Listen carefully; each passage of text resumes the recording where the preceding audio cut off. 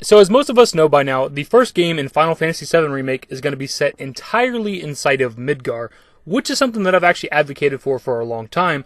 But in today's video, I want to go over the pros and cons, essentially, of that. Some of this stuff will be things we've touched on before in a video I did where we talked about the data transferring between games, whether or not that's going to happen. We didn't really have a conclusion on what exactly they meant by each part being a full game, and now we know that it's literally meant to be a full game. Like, this one's going to be a 2-disc Blu-ray full game, and we're going to have to wait probably a couple years until the next one comes out. The biggest and most obvious pro to this game being Midgar only is the possibility of a fully realized Midgar. In the original game, we maybe don't even go to half of the sectors. There's 8 sectors to the city. We maybe go to 3 or 4, like half at most. So we're looking at least 4 sectors of this massive city that we've never, ever seen in the universe of Final Fantasy VII. And that's something that's got me super excited. Now, don't expect the city to be like a GTA game where it's completely open world and I can travel from one point of the map to the other, but if I can hop on a train and go through like a little bit of a load screen to go to Sector 1, Sector 2, Sector 3, I'm completely fine with that. Then you also got to factor in the slums, the lower plate. There should be a slums area for each sector, so you're looking at the possibility of 16 distinct areas inside of Midgar that should be pretty good sized.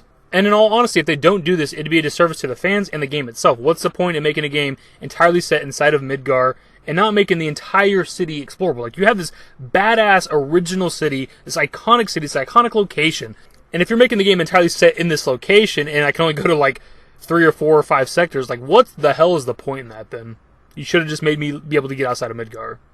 And the game being set inside of Midgar only allows you to expand on a lot of the story that happens inside of Midgar, which admittedly is a very quick segment. As iconic as the location is, and as impactful as some of the things are that happen inside of Midgar, it goes by really quickly if you know what you're doing. It's a handful of hours and you're outside of there and you're already on the overworld map. Expanding on the story in this location allows us to get closer to characters like Jesse, Biggs, and Wedge before tragedy strikes, right?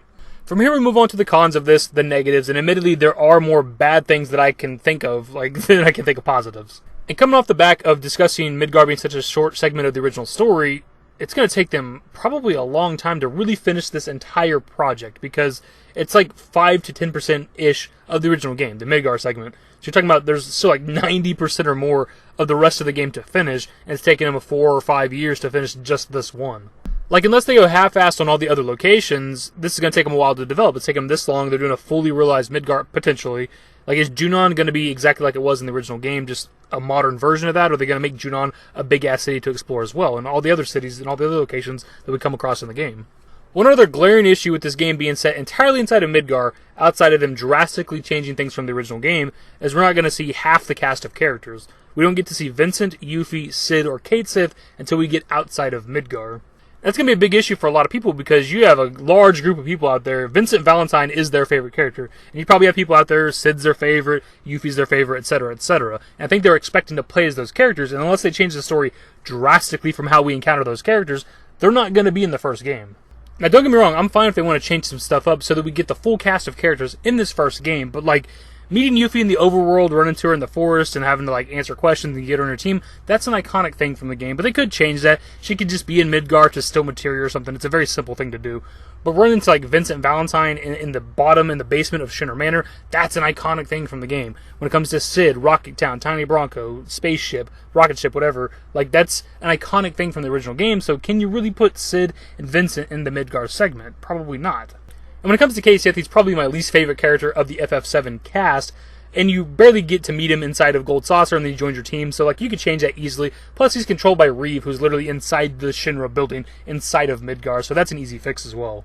And when it comes to Red 13, assuming they stick to what the original game does, you meet him inside the Shinra building, which is the last like quest line inside the Midgar segment before you leave and go outside into the overworld.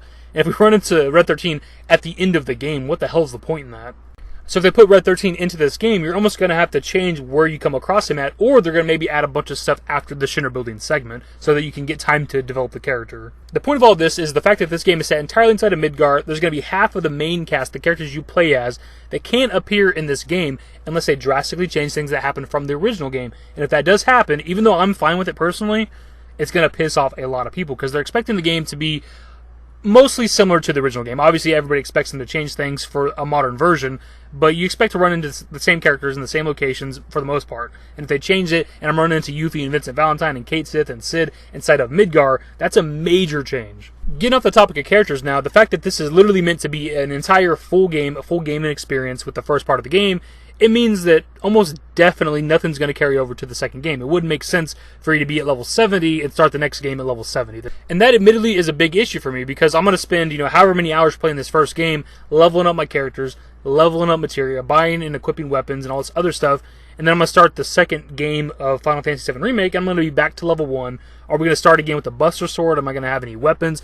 The main issue for me when it comes to this game being broken up into multiple full-size games is the continuity of it. Like, by the end of the game, again, you're going to be a high-level character, have a ton of weapons and armor, high-level materia, and then you're going to start the next game back at level 1, potentially not having any of the materia you acquired in the first game, none of the weapons you acquired in the first game. Our limit breaks are going to be reset to 0. It's like, what the hell? That doesn't make sense thematically from a continuity aspect. Like, when I last played these characters, they were high-level, dishing out all kinds of crazy damage with these badass weapons, and here I am back to the Buster Sword for some reason. But let's say they allow you to carry over your weapons and your materia, even though you start back at level 1. Well, like, if I have this high-level weapon, like this weapon that you're supposed to equip when you're around level 30, but I'm back at level 1, but I equip that weapon, my attacks are going to be, like, one-shotting all the enemies early game, and it's just going to ruin the experience. So it's like, there's, like, no right answer here. It's going to be strange to see how they handle this game, or this series of games, actually. So again, I'm all for this game, and I'm excited to see a hopefully fully explorable Midgar, but even me being such a huge fan of FF7 and highly, highly anticipating the remake, I can still come up with more negatives than positives for what they're doing with this first game, and that's a bit of a problem. But that's why it's a discussion video, so I passed off to you guys in the comment section. We've kind of been discussing this on some of my videos the past couple of days, but more specifically in this video, because that's the topic of this video. What are your thoughts on this game being set entirely inside of Midgar, and what are your positives and negatives about it?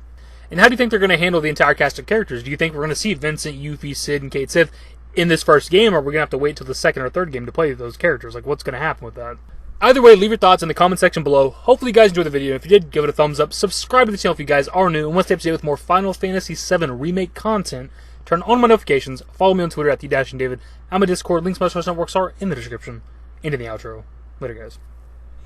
Give me forever for a while, give me forever for a while, quit acting like